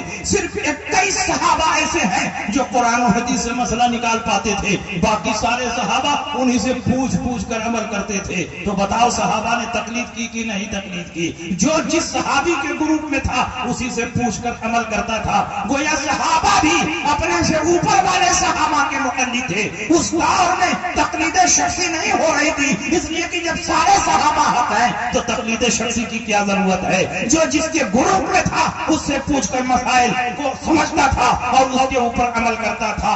21 صحابہ کتاب و سنت سے مسائل نکال پاتے تھے، باقی صحابہ کتاب و سنت سے مسائل نہیں نکال پاتے. کیا صحابہ عربی نہیں جانتے تھے؟ کیا صحابہ قرآن نہیں سمجھتے تھے؟ کیا ان کے پاس حدیثوں کا ذخیرہ نہیں تھا؟ ان کی مادری زبان میں قرآن کا نزول ہو رہا تھا، دن رات مشکات نبوت سے حدیثیں سن رہے تھے، ان کے پاس حدیثوں کا خزانہ موجود تھا. لیکن اس کے باوجود بھی ہر آدمی کتاب و سنت میں چھپی ہوئی اللہ و رسول کی مراد کو نہیں تلاش کر سکتا، اس پر متعین نہیں کر سکتا. اللہ جس پر فضل خاص فرماتا ہے، جس کو خاص توفیق سے نوازتا ہے، جس کے ساتھ ہر کثیر کا ارادہ فرماتا ہے، وہی دین میں فقیہ بنتا ہے، وہی دین میں مفتی بنتا ہے. سبحان اللہ. ہر آدمی اپنی کوشش اور محنت سے فقیہ اور مفتی نہیں بن سکتا. حضرت عبداللہ ابن عباس کا نام سنا ہوگا. حضور علیہ السلام کے گھر میں 2 بچے پل رہے تھے، 2 چھوٹے چھوٹے بچے. ایک عبداللہ ابن عباس تھے، ایک علی تھے. بچوں میں ایمان لانے والے سب سے پہلے حضرت علی. حضرت عبداللہ ابن عباس کا زیادہ وقت حضور کے حجرے میں گزرتا تھا. ایک مرتبہ ان کے والد حضرت عباس نے اپنے بیٹے عبداللہ ابن عباس کو سکھایا کہ بیٹے آج کی رات حضور کے گھر جاؤ اور ان کے حجرے ہی میں رات گزارو، لیکن سونا نہیں، آنکھ کھولے رکھنا اور غور سے دیکھنا حضور رات میں کتنی عبادتیں کرتے ہیں، کتنی رکعتیں پڑھتے ہیں، کیا کیا حضور کے معمولات ہیں، یہ سب دیکھ کر کے آؤ اور مجھ کو بتاؤ تو میں بھی رات میں ویسے ہی عمل کروں گا۔ حضرت عبداللہ ابن عباس بچے ہی تھے، نبی کے گھر آئے اور حضور کی زوجہ محترمہ حضرت میمونہ حضرت عبداللہ ابن عباس کی خالہ تھی، خالہ سے کوئی پردہ بھی نہیں ہے، اسی حجرے میں قیام فرما ہوئے اور اپنی خالہ سے کہا خالہ جان آج میں آپ کے حجرے ہی میں رہوں گا۔ انہوں نے فرمایا بیٹے شوق سے رہو۔ جب عشاء کی نماز ہو گئی تو حضرت عبداللہ ابن عباس نبی اکرم صلی اللہ علیہ وسلم اور حضرت میمونہ کے سونے کا وقت آیا تو گھر میں بستر ایک ہے، تکیہ ایک ہے، مہمان کا انتظام کیسے ہو؟ اور نبی کا کوئی لمبا چوڑا حجرہ نہیں تھا، ایک چھوٹا سا حجرہ تھا اور لمبا آدمی کھڑا ہو جائے تو اس کا سر چھت میں لگ جائے، گھاس بھوس کی چھت تھی، اس میں نبی کا وقت گزر رہا تھا۔ حضرت عباس عبداللہ ابن عباس کے سونے کا وقت آیا تو نبی اکرم صلی اللہ علیہ وسلم نے کیسے سلایا اس کو بھی ذرا غور سے سنیے۔ تکیہ ایک ہے، سونے والے تین ہیں، تو تکیہ کا جو لمبا والا حصہ ہوتا ہے اس کے ایک کونے پر سر رکھ کر نبی سوئے، دوسرے کونے پر سر رکھ کر حضرت میمونہ سوئیں اور بیچ میں لڑکے عبداللہ ابن عباس کو سلایا گیا۔ عبداللہ ابن عباس سونے کے لیے تو گئے نہیں تھے، آنکھیں بند کر کے پڑے ہوئے ہیں۔ جب کچھ رات گزری حضور علیہ السلام چپکے سے اٹھے، دروازہ کھولا اور پیشاب خانے میں تشریف لے گئے تو عبداللہ ابن عباس بھی چپکے سے اٹھے اور دیکھنے لگے کہ حضور کیا کر رہے ہیں۔ دیکھا حضور پیشاب خانے میں تشریف لے گئے ہیں۔ دماغ نے کہا کہ نبی استنجا خانے سے نکلیں گے تو ضرور وضو کے لیے پانی تلاش کریں گے، کیوں نہ میں ہی پہلے سے لوٹے میں پانی بھر کے رکھ دوں تاکہ نبی کو تلاش نہ کرنا پڑے۔ عبداللہ ابن عباس نے لوٹے میں پانی رکھ کر استنجا خانہ کے سامنے رکھ دیا۔ حضرت میمونہ بھی سب دیکھ رہی تھی۔ نبی جب باہر نکلے دیکھا پانی موجود ہے، نبی کا دریائے کرم جوش مارنے لگا۔ اللہ کے نبی خوش ہوئے، فرمایا کس نے پانی رکھا؟ تو میمونہ نے فرمایا کہ چھوٹے بچہ نے پانی رکھا ہے، عبداللہ ابن عباس نے پانی رکھا ہے۔ نبی اکرم صلی اللہ علیہ وسلم خوش ہو کر دعا دے رہے ہیں، اللہ کتاب وفقہ فی الدین، اے اللہ ان کو کتاب اللہ کا علم عطا فرما اور دین میں فقیہ بنا دے۔ نبی یہ نہیں فرما رہے ہیں کہ اہل حدیث بنا دے، دین میں فقیہ بنا دے۔ عبداللہ ابن عباس کو اللہ نے کتاب اللہ کا اتنا علم عطا فرمایا، اتنا علم عطا فرمایا کہ صحابہ میں سب سے بڑے مفسر بن گئے۔ ترجمان القرآن آپ کا لقب ہوا، حبر الامت آپ کا لقب ہوا، رئیس المفسرین آپ کا لقب ہوا، اور فقیہ اتنے بڑے بنے کہ آپ کو اسی دور میں راس الفقہا کہا جاتا تھا۔ وہ خود فرماتے ہیں کہ اللہ نے مجھ کو کتاب اللہ کا علم اتنا عطا فرمایا کہ اگر میری اونٹنی کی رسی گم ہو جائے تو میں کتاب اللہ کی روشنی میں تلاش کر لوں گا کہ میری اونٹنی کہاں ہے، میری رسی کہاں ہے۔ اگر آپ کتاب اللہ میں سیوان تلاش کرو تو نہیں تلاش کر سکتے، حالانکہ قرآن میں ہر چیز کا بیان ہے۔ وَلَا رَطْبٍ وَلَا يَابِسٍ إِلَّا فِي كِتَابٍ مُبِينٍ مَا فَرَّطْنَا فِي الْكِتَابِ مِنْ شَيْءٍ، ہم نے کتاب اللہ میں کسی چیز کو نہیں چھوڑا ہے، ہر رطب و یابس کو قرآن میں بیان کر دیا ہے، لیکن سمجھنے کے لیے دماغ چاہیے۔ عبداللہ ابن عباس فرماتے ہیں میری اونٹنی کی رسی گم ہو جائے تو میں کتاب اللہ میں تلاش کر لوں گا میری رسی کہاں ہے۔ نبی کی دعا کا اثر ہے کہ عبداللہ ابن عباس جوانی کی دہلیز پر پہنچتے پہنچتے بڑے بڑے صحابہ سے زیادہ فقہ میں ماہر ہو گئے، یہاں تک کہ عمر ابن خطاب رضی اللہ تعالیٰ عنہ جب اپنی کیبنٹ کی میٹنگ بلاتے تھے، اپنے دور خلافت میں فقہاء صحابہ کو جمع کرتے تھے، کسی جدید مسئلے پر فقہاء سے میٹنگ کرتے تھے، سیمینار کرتے تھے، تو عبداللہ ابن عباس کو اپنے بغل میں بٹھاتے تھے۔ حضرت عبیدہ ابن الجراح، عبد الرحمن ابن عوف اور بڑے بڑے صحابہ نے کہا کہ ایک نوجوان کو آپ اپنے بغل میں بٹھاتے ہیں، ارے ان کے جیسے تو ہمارے بھی بیٹے ہیں، اگر ان کو بیٹھاتے ہیں تو ہمارے بیٹوں کو کیوں نہیں بیٹھاتے ہیں؟ حضرت عمر نے فرمایا ایک دن میں اس کا جواب دے دوں گا۔ پھر ایک دن حضرت عمر نے تمام صحابہ کرام کو بلایا اور عبداللہ ابن عباس کو بھی بلایا، بڑے بڑے فقہاء फुकहाए सहाबा को बुलाया और अब्दुल्ला इब्न अब्बास को बुलाया। मीटिंग शुरू हुई तो हजरत उमर इब्न खत्ताब ने फरमाया कि आप लोग पहले कहते थे कि इनको आप अपने करीब रखते हैं, इनके जैसे तो हमारे बेटे हैं, उनको क्यों नहीं करीब रखते? तो सुनिए बुखारी शरीफ की रिवायत, हजरत उमर रज़ियल्लाहु अन्हु ने तमाम फुकहाए सहाबा को जमा किया, मुअम्मर सहाबा को जमा किया और अब्दुल्ला इब्न अब्बास को अपने बगल में रखा और कहा कि पहले आप लोग बताइए, कुरान में एक सूरह मुबारका उतरी है, इज़ा जाअ नस्रुल्लाह वल फतह व रअयतन नास यदखुलूना फी दीनिल्लाहि अफवाजा फसब्बिह बिहम्दि रब्बिका वस्तगफिरहु इन्नहु कान तव्वाबा। इस सूरह मुबारका से आप लोग क्या समझते हैं? तो बड़े बड़े सहाबा हैं, सबने जवाब दिया। किसी ने कहा इसमें फतह मक्का की बशारत दी गई है, किसी ने कहा कि जब फतह मिल जाए और अल्लाह की मदद मिल जाए तो हमें तौबा व इस्तिग़फ़ार करना चाहिए, अल्लाह का शुक्र अदा करना चाहिए। किसी ने कहा कि जब मक्का फतह होगा तो लोग झुक दर झुक इस्लाम में दाखिल होने लगेंगे, इस्लाम को गलबा हासिल होगा, इस्लाम को शौकत हासिल होगी। सबने अपना अपना जवाब दिया और जो उनके बेटे थे वो तो चुप रहे, उनको बोलने की हिम्मत भी नहीं हुई।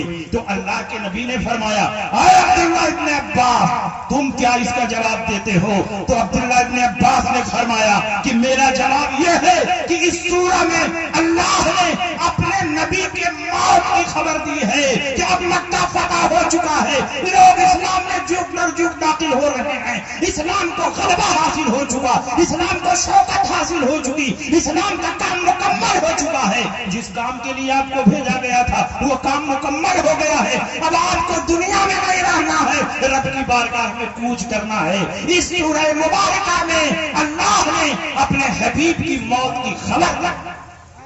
नारे तकबीर, नारे रिसालत, मसलके आला हज़रत, नारे तकबीर। हजरत उमर इब्न खत्ताब जिनकी राय के मुताबिक कुरान में 26 जगहों पर आयत करीमा का नुज़ूल हुआ, जो उमर ने राय दी उसी को अल्लाह ने पसंद फरमाया और तकरीबन 26 जगहों पर हजरत उमर की राय के मुताबिक कुरान का नुज़ूल हुआ।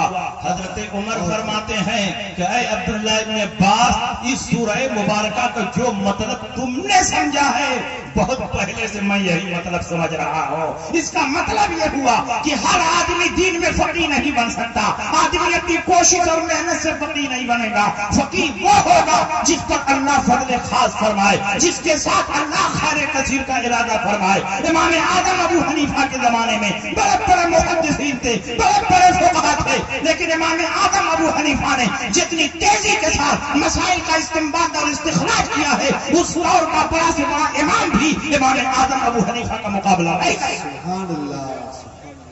लेकिन आज ये जाहिल है मुक़ल्लिदीन जो उर्दू की चंद किताबें पढ़कर अपने आप को मुज्तहिद मुतलक समझते हैं। वो समझते हैं कि हम कुरान और हदीस से मसाइल का इस्तिंबात और इस्तिखराज कर लेंगे। कुरान और हदीस से मसला निकालना इतना आसान नहीं है। बड़े बड़े सहाबा ठोकर खा गए, कुरान और हदीस से मसला न निकाल सके। मैं उसकी एक मिसाल आपके सामने पेश करता। इस्लाम के इब्तिदाई दौर में इशा की नमाज के बाद ही से रमजानुल मुबारक में रोजा स्टार्ट हो जाता था। अभी रोजा तुलुए सुबह सादिक से स्टार्ट होता, लेकिन इब्तिदाए इस्लाम में इशा की नमाज पढ़ने के बाद रोजा स्टार्ट हो जाता था। खाना पीना, अपनी बीवी से जिमा करना हराम हो जाता था। एक दिन हजरत उमर ने अपनी ज़ौजा मोहतरमा के साथ इशा के बाद जिमा कर लिया। हम लोग गुनाह करते हैं, छुपाते हैं, लेकिन सहाबे किराम से कोई गलती होती थी, नबी की बारगाह में आते थे, नबी के वसीले से तौबा और इस्तिग़फ़ार करते थे तो अल्लाह की रहमत नाज़िल हो जाती थी। हज़रत उमर इब्न खत्ताब आए, कहा या रसूल अल्लाह, बहुत बड़ी गलती हो गई है। इशा के बाद रमजानुल मुबारक की रात में मैंने अपनी बीवी से जिमा कर लिया है, मेरा क्या हुक्म है, मेरी क्या सजा है? रसूल पाक सल्लल्लाहु अलैहि वसल्लम अभी कोई जवाब देते کہ جبریل امین نازل ہو گئے اور قانون کو بدل دیا گیا. پہلے عشاء کے بعد ہی سے روزہ اسٹارٹ ہوتا تھا، اب پوری رات کھانے پینے اور بیوی سے جمع کرنے کی اجازت دے دی گئی. پرانا قانون منسوخ ہو گیا، نیا قانون نازل ہوا. جبریل امین نے قرآن میں ایک لمبی چوڑی آیت کریمہ لے کر نبی کی بارگاہ میں حاضری دی اور پڑھ کر سنا دیا. احل لکم لیلۃ الصیام الرفث الی نسائکم ہن لباس لکم وانتم لباس لہن علم اللہ انکم کنتم تختانون انفسکم فتاب علیکم وعفی عنکم فالآن باشروہن وابتغوا ما کتب اللہ لکم وکلوا واشربوا حتی یتبین لکم الخیط الابیض من الخیط الاسود من الفجر ثم اتموا الصیام الی اللیل. اس آیت کریمہ میں حکم دیا گیا کہ آج سے روزے کی راتوں میں تمہارے لیے حلال کر دیا گیا کہ تم اپنی بیویوں کے پاس جاؤ، کھاؤ پیو، اپنی بیویوں سے جمع کرو، اور جو اولاد اللہ نے مقدر کی ہے ان اولاد کو تلاش کرو. اللہ کو علم ہے کہ تم نے اپنی جانوں پر خیانت کی ہے، لیکن تم نے توبہ کر لی تو اللہ نے تمہاری توبہ کو قبول فرما لیا ہے. اب کھاؤ پیو، تب تک کھاؤ پیو، اس وقت تک کھاؤ پیو جب تک سفید دھاگا کالے دھاگے سے ممتاز نہ ہو. ایک صحابی رسول نے اس آیت کریمہ کے اترنے کے بعد اپنے تکیہ کے نیچے ایک کالا دھاگا اور ایک سفید دھاگا رکھ لیا، کیونکہ اس آیت کریمہ میں فرمایا جا رہا کلوا واشربوا حتی یتبین لکم الخیط الابیض من الخیط الاسود من الفجر.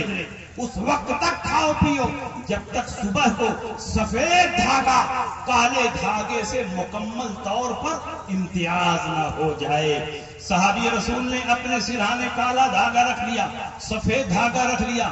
رات کو اٹھے، سحری کی، اس کے بعد ہاتھ پر کالا دھاگا سفید دھاگا رکھ کر دیکھتے ہیں کوئی امتیاز نہیں ہو رہا ہے. پھر اس کے بعد سحری کھانا شروع کیا اور سو گئے. سو کر کے اٹھتے ہیں، پھر ہاتھ پر سفید دھاگا کالا دھاگا رکھ کر دیکھتے ہیں کوئی فرق نہیں ہو رہا ہے.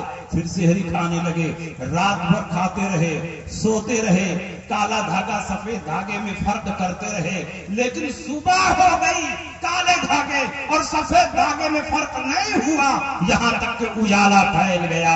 نبی کی خدمت میں حاضر ہوئے، کہا یا رسول اللہ آپ پر یہ آیت کریمہ اتری ہے کہ اس وقت تک کھاؤ اور پیو جب تک سفید دھاگا کالے دھاگے سے ممتاز نہ ہو جائے، الگ نہ ہو جائے. میں تو رات بھر ملاتا رہا، کھاتا رہا، سوتا رہا، ملاتا رہا، لیکن کالے دھاگے سفید دھاگے میں فرق نہیں پیدا ہوا، یہاں تک کہ دن کا اجالا پھیل گیا. جب یہ سوال کیا تو رسول پاک مسکرانے لگے اور سرکار نے فرمایا تم بہت بھولے ہو، یہاں لفظی معنی مراد نہیں ہے. الخیط الابیض کا معنی سفید دھاگا، الخیط الاسود کا معنی کالا دھاگا. صحابی رسول نے اس کے لفظ سے یہ نتیجہ نکالا کہ اس وقت تک کھانے کی اجازت ہے جب تک کالے دھاگے اور سفید دھاگے میں امتیاز نہ ہو جائے. لیکن رسول پاک نے جو مطلب بتایا وہ پوری امت کے لیے قابل عمل ہے. رسول پاک نے فرمایا کہ کالے دھاگے سے مراد رات ہے اور سفید دھاگے سے مراد دن ہے، تو اس وقت تک کھاؤ جب تک رات باقی ہے، اور جب صبح کا اجالا نکلنے لگے، صبح صادق طلوع ہونے لگے تو اب کھانے پینے کی اجازت نہیں. ثم اتموا الصیام الی اللیل، اب تو حکم ہے تو روزے کو غروب آفتاب تک پورا کرو. میں پوچھنا چاہتا ہوں صحابی رسول نے کیا غلط معنی نکالا تھا؟ الخیط الابیض کا معنی تو سفید ہے، الخیط الاسود کا معنی کالا دھاگا ہے، تو انہوں نے کوئی غلط مطلب نہیں نکالا تھا. ڈکشنری میں جو معنی ہے وہی معنی انہوں نے نکالا تھا. لیکن کبھی کبھی جو لفظ کا ظاہر ہے وہ مراد نہیں ہوتا، اور جو مراد ہے وہاں ہر آدمی کا دماغ نہیں پہنچتا، وہاں اس کا دماغ پہنچتا ہے جس کو اللہ نے فقیہ بنایا ہے، جس کو اللہ نے محقق بنایا ہے. ہر آدمی اللہ و رسول کی مراد کو نہیں پہچان سکتا، بلکہ جو دین میں فقیہ ہوتا ہے وہ اللہ و رسول کی مراد کو سمجھتا ہے. نعرہ تکبیر، نعرہ رسالت، مفتی شمشاد صاحب قبلہ، نعرہ تکبیر. اور اس معاملے میں امام اعظم ابو حنیفہ کے اجتہاد کو اگر میں پیش کروں تو بات بہت لمبی ہو جائے گی، لیکن خطبہ کی لسٹ بہت زیادہ ہے اور ہر ایک کو موقع ملنا چاہیے، ہر ایک کو تقریر کرنا چاہیے. انشاءاللہ ایک مثال اور سنیے، یہ بھی بخاری سے۔ رسول پاک سید عالم صلی اللہ علیہ وسلم کے صحابہ کہیں جنگ میں جا رہے تھے، ایک صحابی رسول کو چوٹ لگی، وہ زخمی ہو گئے، ان کو اٹھا کر خیمے میں لایا گیا، جسم سے بہت سارا خون نکل گیا، ضعف و نقاہت طاری ہو گئی۔ رات کو جب صحابی رسول سوتے ہیں، کڑاکے کی سردی تھی، ٹھنڈک پڑ رہی تھی اور احتلام ہو گیا، نائٹ فال ہو گیا۔ جب صبح ہوئی، فجر کی نماز پڑھنے کے لیے بے چین و بے قرار ہوئے، اپنے ساتھ والے صحابہ سے پوچھا کہ مجھ کو نہانے کی حاجت ہے، لیکن میں زخمی ہوں، جسم سے بہت سارا خون نکل چکا ہے، ضعف و نقاہت طاری ہے اور کڑاکے کی سردی پڑ رہی ہے، پانی بالکل ٹھنڈا ہے، اگر میں پانی سے غسل کروں تو جان جانے کا خطرہ ہے، کیا ایسی صورت میں مٹی سے تیمم کر کے فجر کی نماز پڑھ سکتا ہوں کہ نہیں پڑھ سکتا ہوں؟ تو ساتھ والے صحابہ نے کہا کہ نہیں پڑھ سکتے ہو، اس لیے کہ تم پانی پا رہے ہو، جب پانی مل رہا ہے تو تم کو غسل کرنا ضروری ہے، تیمم نہیں کر سکتے، اس لیے کہ قرآن میں اللہ نے فرمایا فَلَمْ تَجِدُوا مَاءً فَتَيَمَّمُوا صَعِيدًا طَيِّبًا، پانی نہ پاؤ تب پاک مٹی سے تیمم کرو، تم تو پا رہے ہو، اس لیے تم کو تیمم کی اجازت نہیں ہے۔ انہوں نے ان صحابہ کی بات مان کر کے ٹھنڈے پانی سے نماز کی محبت میں زخمی حالت میں غسل کیا، فجر کی نماز ادا کی اور کچھ ہی دیر کے بعد ان کا انتقال ہو گیا۔ نبی اکرم صلی اللہ علیہ وسلم کو جب اطلاع ملی، آپ تشریف لائے، پورا واقعہ بیان کیا گیا تو آپ نے فرمایا کس نے یہ مسئلہ بتایا تھا کہ یہ تیمم کر کے نماز نہیں پڑھ سکتے، ان کے لیے ٹھنڈے پانی سے غسل کرنا لازم اور ضروری ہے؟ کہا گیا فلاں فلاں نے یہ مسئلہ بتایا تھا۔ اللہ کے نبی کے چہرے میں غیظ و غضب کے آثار نمایاں ہو گئے اور اللہ کے نبی نے فرمایا قتلوہ قاتلہم اللہ اولم یکن شفاء العی السوال، ان لوگوں نے اسے مار ڈالا، اللہ انہیں غارت کرے۔ کیا نہ جاننے کا علاج پوچھ لینا نہیں تھا؟ اگر مسئلہ نیا تھا اور تم کو معلوم نہیں تھا تو نبی تمہارے درمیان موجود تھا، تم کو پوچھ لینا چاہیے، اس کے بعد جواب دینا چاہیے۔ تم نے جواب دے دیا اور انہوں نے غسل کر کے فجر کی نماز پڑھ لی اور ان کی جان چلی گئی۔ اللہ کے نبی نے اس آیت کریمہ کا جو مطلب بتایا ہے وہ سن کر کے آپ خوش ہو جائیں گے، اور صحابہ نے جو مطلب بتایا تھا وہ بھی کتاب اللہ کے ظاہر کے مطابق ٹھیک ہے، کیونکہ قرآن میں اللہ نے فرمایا پانی نہ پاؤ تب پاک مٹی سے تیمم کرو۔ یہ تو پانی پا رہے تھے، ان کو تیمم کی اجازت کیسے ہو سکتی ہے؟ لیکن یہ کتاب اللہ کا ظاہر ہے، یہ آیت کا ظاہر ہے، مطلب یہ ہے کہ جو ظاہر ہے وہ مراد نہیں ہے، اور جو مراد ہے وہاں یہ نہ پہنچ سکے، وہاں رسول اللہ کا دماغ پہنچ رہا ہے۔ رسول پاک نے فرمایا آیت کریمہ کا مطلب یہ ہے کہ پانی نہ پاؤ تو پاک مٹی سے تیمم کرو، یہ نہیں پانی کے استعمال پر قدرت نہ ہو تو پاک مٹی سے تیمم کرو۔ فَإِن لَمْ تَقْدِرُوا عَلَىٰ اسْتِعْمَالِ الْمَاءِ فَتَيَمَّمُوا صَعِيدًا طَيِّبًا، اگر پانی کے استعمال پر طاقت اور قدرت نہ ہو تو اب پاک مٹی سے تیمم کرو۔ پانی موجود ہی نہیں ہے تب بھی بندہ عاجز ہے، پانی کیسے استعمال کرے گا؟ اور پانی موجود ہے لیکن سخت بیمار ہے، پانی استعمال کرے گا تو جان چلی جائے گی، تو پانی کے استعمال پر قادر نہیں۔ پانی موجود ہے لیکن کنویں میں موجود ہے، پانی نکالنے کے لیے ڈول اور رسی نہیں ہے، یہاں پانی موجود ہے لیکن بندہ پانی کے استعمال پر قادر نہیں ہے، یہاں بھی تیمم کی اجازت ہے۔ پانی کا سمندر ہے لیکن دشمن بندوق لے کر کھڑا ہے، آگے بڑھو گے تو گولی مار دیں گے، یہاں بھی پانی موجود ہے، پانی کا سمندر موجود ہے لیکن بندہ پانی کے استعمال پر قادر نہیں ہے، یہاں بھی تیمم کی اجازت ہے۔ تو اب نبی نے آیت کا جو مفہوم بیان کیا وہ یہ ہے کہ جو آدمی پانی کے استعمال پر قادر نہ ہو اس کو تیمم کرنے کی اجازت ہے۔ اگر رسول پاک نے یہ مطلب نہ بتایا ہوتا تو بتائیے کون ہم کو سمجھاتا، کون ہم کو بتاتا؟ رسول پاک سید عالم صلی اللہ علیہ وسلم کا احسان عظیم ہے کہ اس آیت کریمہ کی تفسیر بتا دی۔ میں عرض یہ کرنا چاہتا ہوں کہ بڑے بڑے صحابہ اس آیت کریمہ کا صحیح مفہوم متعین نہیں کر سکے تو آج اردو کی چند کتابیں پڑھنے والے قرآن سے کیسے مسئلہ نکالیں گے، حدیث سے کیسے مسئلہ نکالیں گے؟ خود امام اعظم ابو حنیفہ کے اجتہاد کو چھوڑ کر کیسے اپنے مولوی مولویوں کے اجتہاد پر عمل کریں گے. اس لیے اگر تم قرآن اور حدیث پر عمل کرنا چاہتے ہو تو چاہے حنفی بنو یا شافعی بنو یا مالکی بنو یا حنبلی بنو. تیسری صدی ہجری کے بعد پوری دنیا کے مسلمانوں کا اور علماء کا اس بات پر اجماع ہو گیا کہ اب اہل سنت انہی 4 مسالک میں منحصر ہیں. چاہے آدمی حنفی ہو یا شافعی ہو یا مالکی ہو یا حنبلی ہو، جو ان 4 سے باہر ہے وہ حقیقت میں اہل سنت سے خارج ہے. سبحان اللہ، بے شک. مگر یہ کہتے زندہ نہیں باد، زندہ ہم باد. تو قرآن اور حدیث سے مسئلہ نکال لیتے ہیں، ہم کو بڑی مہارت ہے مسئلہ نکالنے میں. تو کیا مسئلہ نکالا؟ ایک مسئلہ یہ نکالا کہ سور کا گوشت حرام ہے مگر چربی حرام نہیں ہے. پوچھا گیا دلیل کیا ہے؟ کہا دلیل قرآن کی آیت ہے حرمت علیکم المیتۃ والدم ولحم الخنزیر. تمہارے اوپر مردار حرام کیا گیا، تمہارے اوپر خون حرام کیا گیا، تمہارے اوپر سور کا گوشت حرام کیا گیا.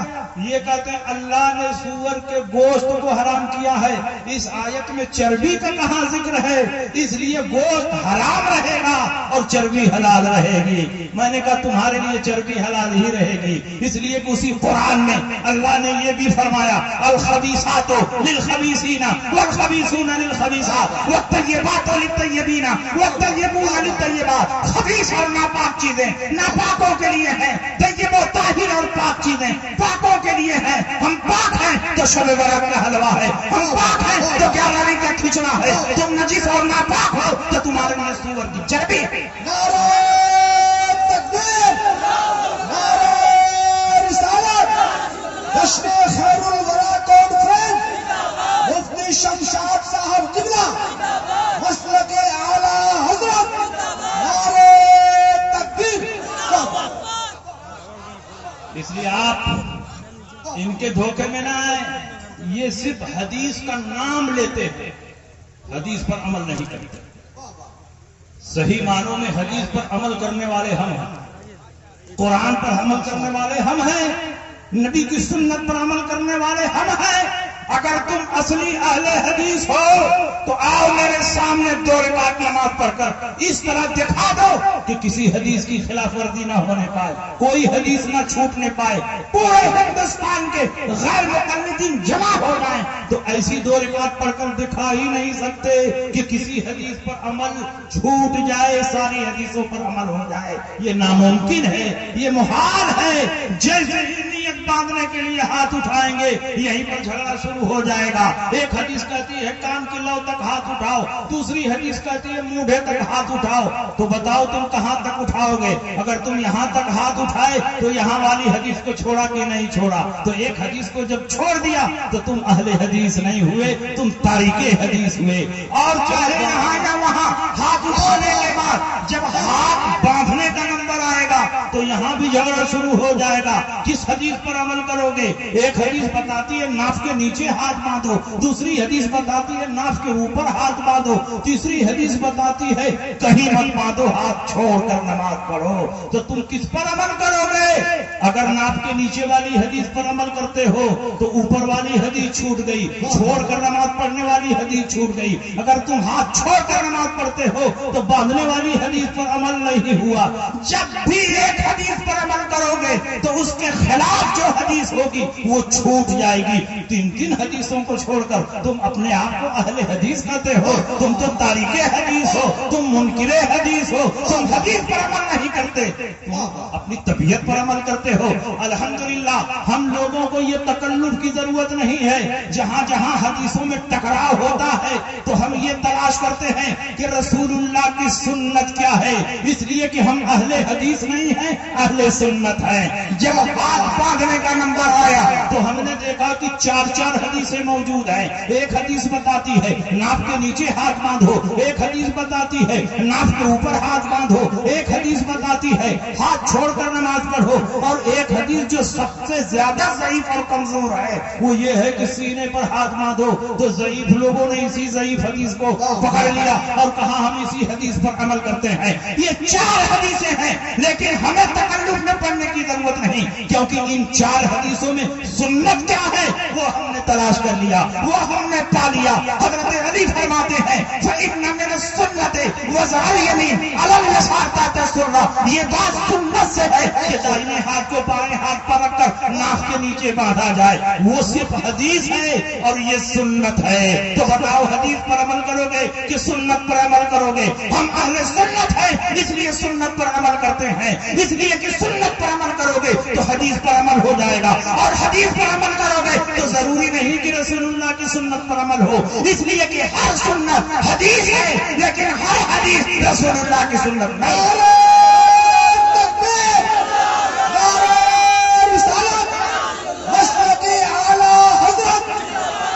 شمشاد صاحب قبلہ نعرہ تکبیر۔ سنیے، امام ترمذی نے باب باندھا ہے تو 3 مسلک بیان کیا۔ امام ترمذی کے زمانے میں تو اعلیٰ حضرت نہیں نہ تھے۔ امام ترمذی نے باب باندھا کہ ہاتھ کہاں باندھا جائے تو 3 مسلک بیان کیا۔ پہلا مسلک ابو حنیفہ اور ان کے ماننے والوں کا، اور وہ ہاتھ کے نیچے باندھتے ہیں۔ دوسرا مسلک امام شافعی اور ان کے ماننے والوں کا، وہ ناف کے اوپر ہاتھ باندھتے ہیں۔ تیسرا مسلک امام مالک کا، وہ ہاتھ چھوڑ کر نماز پڑھتے ہیں۔ امام ترمذی نے چوتھا کوئی مسلک ہی نہیں بیان کیا، چوتھی کوئی حدیث ہی نہیں بیان کی۔ اگر چوتھی کوئی حدیث ثابت ہوتی اور چوتھا کوئی مسلک ثابت ہوتا تو امام ترمذی اتنے بڑے محدث ہیں، لاکھوں حدیثوں کے حافظ ہیں، وہ ضرور فرماتے کہ چوتھا مسلک فلاں کا ہے اور وہ ہے سینے پر ہاتھ باندھنا، لیکن یہ انہوں نے نہیں بیان کیا۔ اس کا مطلب ان کی نظر میں صرف 3 حدیثیں ثابت تھی، چوتھی حدیث ثابت نہیں ہے۔ جو ثابت نہیں ہے اسی پر یہ ناثابت عمل کر رہے ہیں، جس حدیث کا کوئی وجود نہیں ہے اسی حدیث پر یہ اہل حدیث عمل کر رہے ہیں۔ جو حدیث ضعیف اور کمزور ہے، جو حدیث منکر ہے، اسی حدیث پر یہ عمل کر رہے ہیں۔ میں تم سے پوچھنا چاہتا ہوں، بات بات پر ہم سے بخاری کی حدیث کا مطالبہ کرتے ہو، تم کہتے ہو میلاد جائز ہے تو بخاری میں دکھائیے، سلام جائز ہے تو بخاری میں دکھائیے، قرآن جائز ہے تو بخاری میں دکھائیے، قبر پر چادر ڈالنا جائز ہے بخاری میں دکھائیے، فاتحہ کرنا جائز ہے بخاری میں دکھائیے، ایصال ثواب جائز ہے بخاری میں دکھائیے۔ میں تم سے پوچھنا چاہتا ہوں کہ کیا تم بھی بخاری میں دکھا سکتے ہو سینے پر ہاتھ باندھنا جائز ہے تو بخاری میں دکھاؤ۔ پورے دنیا کے غیر مقلد جمع ہو جائے تو سینے پر ہاتھ باندھنے کی ایک حدیث بھی صحیح ستہ میں نہیں دکھا سکتے۔ بخاری میں کیا دکھائیں گے؟ ترمذی میں بھی نہیں، مسلم میں بھی نہیں، ابو داؤد میں بھی نہیں، ابن ماجہ میں بھی نہیں، مسند امام احمد بن حنبل میں بھی نہیں، بیہقی میں بھی نہیں، دارمی میں بھی نہیں، موطا امام مالک میں بھی نہیں، کتاب الآثار میں بھی نہیں، سنن میں بھی نہیں۔ ان کی ایک کتاب ہے صحیح ابن خزیمہ۔ ایک غیر مقلد سے پوچھا بتاؤ، ہم سے بات بات پر رسول پاک کی حدیث کا مطالبہ کرتے ہو اور وہ بھی بخاری والی حدیث چاہیے۔ ایسا لگتا ہے کہ رسول پاک نے اپنے زمانے میں فرمایا تھا کہ صرف بخاری کی حدیث پر عمل کرنا اور کسی حدیث پر عمل نہ کرنا۔ اگر رسول پاک کا ایسا کوئی قول ہو تو پیش کرو۔ نبی کے زمانے میں نہ بخاری شریف تھی نہ امام بخاری تھے، 3 صدی ہجری میں بخاری لکھی گئی، 3 صدی ہجری میں امام بخاری پیدا ہوئے۔ معیار یہ نہیں ہے بخاری میں دکھاؤ، معیار یہ ہونا چاہیے کہ صحیح حدیث میں دکھاؤ۔ صحیح حدیث جہاں ملے گی وہاں عمل ہوگا۔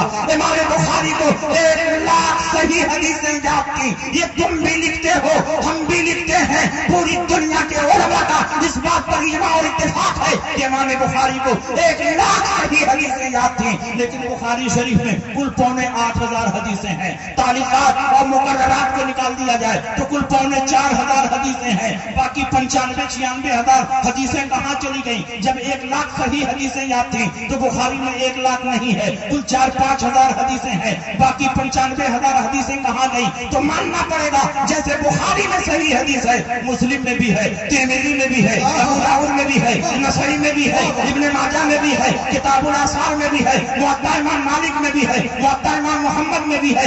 جہاں جہاں رسول پاک کی صحیح حدیث ملے گی وہاں وہاں ہم عمل کریں گے۔ ہم نے امام بخاری کا کلمہ نہیں پڑھا، ہم نے رسول اللہ کا کلمہ پڑھا ہے۔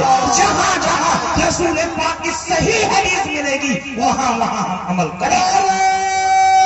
تکبیر، نعرہ رسالت، وفد شمشاد صاحب قبلہ، مسلک اعلیٰ حضرت، نعرہ تکبیر۔ واہ واہ، بات بات پر بخاری کی حدیث کا مطالبہ کرنے والوں، تم بتاؤ سینے پر ہاتھ باندھنے کی کون سی حدیث ثابت ہے؟ تم ہم سے بخاری کا مطالبہ کرتے ہو، ہم تم کو آسانی دے دیتے ہیں۔ بخاری میں بھی دکھاؤ، مسلم میں بھی دکھاؤ، ترمذی میں بھی دکھاؤ، ابو داؤد میں بھی دکھاؤ، نسائی میں بھی دکھاؤ، ابن ماجہ میں بھی دکھاؤ۔ اگر صحاح ستہ میں ہندوستان کا کوئی بھی غیر مقرر سینے پر ہاتھ باندھنے والی حدیث دکھا دے تو میں 1,00,000 روپیہ انعام دینے کے لیے تیار ہوں۔ رسول اللہ زندہ باد، زندہ باد، زندہ باد۔ بار بار کے مطالبے کے بعد انہوں نے کہا صحیح ابن خزیمہ میں ہے۔ اتنی ساری کتابیں چھوڑ کر صحیح ابن خزیمہ میں پہنچ گئے۔ کیا بخاری کی حدیث عمل کرنے کے لائق نہیں تھی؟ مسلم کی حدیث پر نہیں عمل کر سکتے تھے؟ ترمذی، ابو داؤد، نسائی، ابن ماجہ کی حدیث پر نہیں عمل کر سکتے تھے؟ صحیح ابن خزیمہ میں چلے گئے، اور چلو چلے بھی گئے تو وہ حدیث پہلے ثابت تو ہو، وہ حدیث ہے کیا؟ انہوں نے کہا وائل ابن حجر نے کہا تمہارے لیے سنت یہ ہے کہ تم سینے پر ہاتھ باندھو۔ میں نے کہا کن سے کہا تمہارے لیے سنت یہ ہے؟ عورتوں سے کہا تمہارے لیے سنت یہ ہے کہ تم سینے پر ہاتھ باندھو۔ کیا تم عورت ہو کہ سینے پر ہاتھ باندھو گے؟ عورتوں کے سینے پر کوئی چیز ہے جس کو چھپانے کے لیے یہاں ہاتھ باندھنے کا حکم دیا گیا ہے؟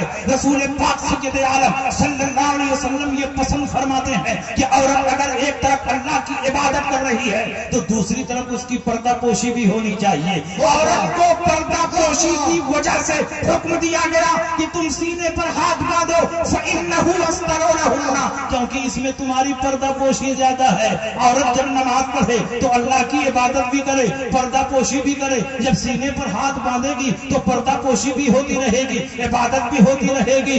تمہارے سینے پر کیا ہے جس کو چھپانے کے لیے تم یہاں ہاتھ رکھے ہوئے ہو؟ تم کیا اس حدیث پر عمل کر رہے ہو؟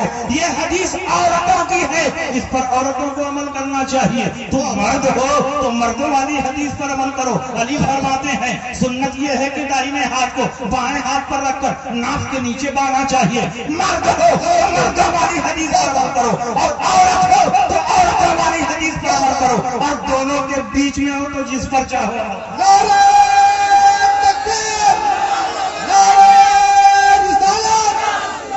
شمشاد صاحب قبلہ مسلک اعلی حضرت، نعرہ تکبیر، رد غیر مقلدین، نعرہ تکبیر۔ ارے مولانا صفت اللہ صاحب کا بھی نعرہ لگاؤ، یہی تو مزاج دے رہے ہیں۔ اب علامہ عبدالعزیز خان صاحب چلے گئے، علامہ شفیع القادری چلے گئے، تو اب پورے سیوان کی ذمہ داری کن کی ہے؟ مولانا صفت اللہ صاحب مصباحی کی ذمہ داری ہے۔ اللہ اکبر۔ اس لیے ضروری ہے کہ اب حضرت پوری مضبوطی کے ساتھ پورے سیوان کی قیادت کریں، اور پالیسی بالکل صاف ستھری ہو، لوچ پوچ نہ ہو، تن مسلک اعلیٰ حضرت کی حمایت میں ہمیشہ کھڑے رہیں۔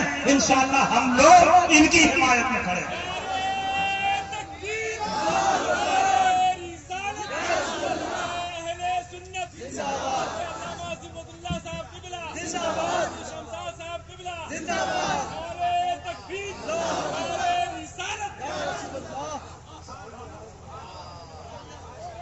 دیکھیے آج کے دور میں فتنے بہت بڑھ رہے ہیں، ان سارے فتنوں کا منہ توڑ جواب مسلک اعلیٰ حضرت ہے۔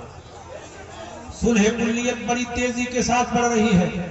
ایسے لوگوں کی تعداد کم نہیں ہے جو کہتے ہیں کسی کو برا بھلا نہ کہو، وہ اپنی مسجد میں ہم اپنی مسجد میں، ان کا ایمان ان کے ساتھ، ہمارا ایمان ہمارے ساتھ، ان کا عمل ان کے ساتھ، ہمارا عمل ہمارے ساتھ۔ ایسے لوگ بہت پیدا ہو چکے ہیں جو صلح کلیت کو بڑھاوا دے رہے ہیں۔ کسی کلمہ گو کو کافر نہ کہو، کسی کلمہ گو کو برا بھلا نہ کہو، کسی کلمہ گو پر اعتراض نہ کرو۔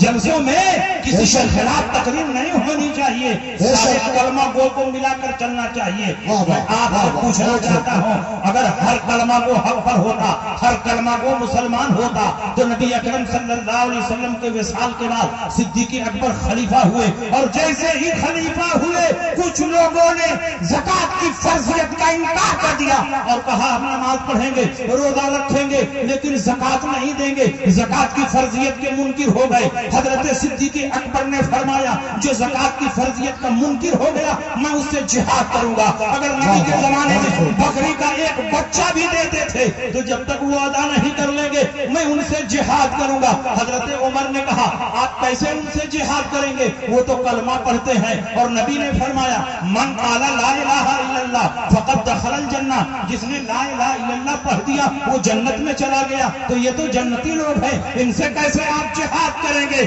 لیکن قربان جائیے صدیق اکبر رضی اللہ تعالی عنہ کے علم پر کہ جہاں بہت بڑے صحابہ حیران تھے, صدیق اکبر نے ان کی رہنمائی فرمائی. حضرت صدیق اکبر نے فرمایا کہ جب دو حدیث ہو, ایک حدیث مختصر ہو اور ایک حدیث تفصیلی ہو, تو دونوں کو ملا کر کے مطلب نکالنا چاہیے. دوسری حدیث میں رسول پاک نے فرمایا من قال لا الہ الا اللہ فقد عصم منی مالہ و دماءہ الا بحق الاسلام, جس نے لا الہ الا اللہ پڑھ لیا اس نے اپنی جان کو محفوظ کر لیا, اپنے مال کو محفوظ کر لیا, الا بحق الاسلام, لیکن حق اسلام آ جائے تو جان بھی لی جائے گی, مال بھی لیا جائے گا. اگر کسی مسلمان کو ناحق قتل کر دے تو اب لا الہ الا اللہ نہیں دیکھا جائے گا, حق اسلام کی وجہ سے قصاص میں اسے قتل کیا جائے گا. اور اگر زکات کی فرضیت کا منکر ہو جائے تو زکات بھی حق اسلام ہے, اس کی وجہ سے اس کی جان بھی لی جائے گی اور اس کا مال بھی لیا جائے گا. صدیق اکبر نے قیامت تک کے مسلمانوں کو بتا دیا کہ صرف کلمہ پڑھ لینا کافی نہیں ہے, کلمہ پڑھنے کے ساتھ ساتھ جب تک تمام ضروریات دین کو وہ مان نہ لے اس وقت تک مسلمان نہیں ہوگا. زکات کی فرضیت یہ ضروریات دین سے ہے. انہوں نے ایک امر ضروری کا انکار کیا تو صدیق اکبر نے جہاد کیا, اور یہ وہابی دیوبندی ہزاروں ضروریات دین کا انکار کر رہے ہیں. انہوں نے اپنی کتاب میں لکھا کہ خاتم النبیین کا وہ معنی نہیں جو صحابہ سمجھتے تھے. خاتم النبیین کا معنی آخری نبی نہیں ہے, اصلی نبی ہے. اس لیے نبی کے بعد اگر کوئی نبی آ جائے تو آپ کی خاتمیت میں کوئی فرق نہیں پڑے گا. جس کا یہ عقیدہ ہو کہ نبی کے بعد کوئی نبی آ سکتا ہے وہ کافر و مرتد ہے. میں یہ نہیں کہتا. شفاء قاضی عیاض میں امام قاضی عیاض فرماتے ہیں من لم یعرف ان محمد صلی اللہ علیہ وسلم آخر الانبیاء فلیس بمسلم لانه من الضروریات. جس کا یہ عقیدہ ہو کہ نبی آخری نہیں ہے, ان کے بعد کوئی نبی آ سکتا ہے, تو وہ مسلمان نہیں ہے, کیونکہ نبی کا زمانے کے اعتبار سے آخری نبی ہونا یہ ضروریات دین میں سے ہے. جو اس کا انکار کرے لاکھ نمازیں پڑھے, روزہ رکھے, قرآن کی تلاوت کرے, لیکن وہ مسلمان نہیں ہو سکتا. جو نبی کے علم کو چوپایوں اور پاگلوں سے تشبیہ دے وہ نبی کی توہین کر رہا ہے, اور نبی کی تعظیم بھی ضروریات دین سی ہے, اس لیے وہ بھی مسلمان نہیں ہو سکتا. درر بزاریہ فتاوی خیریہ میں لکھا ہے وقد اجمع العلماء على ان من شتمه وكذبه او عابه او تنقصه فقد كفر بالله تعالى وبانت منه امراته.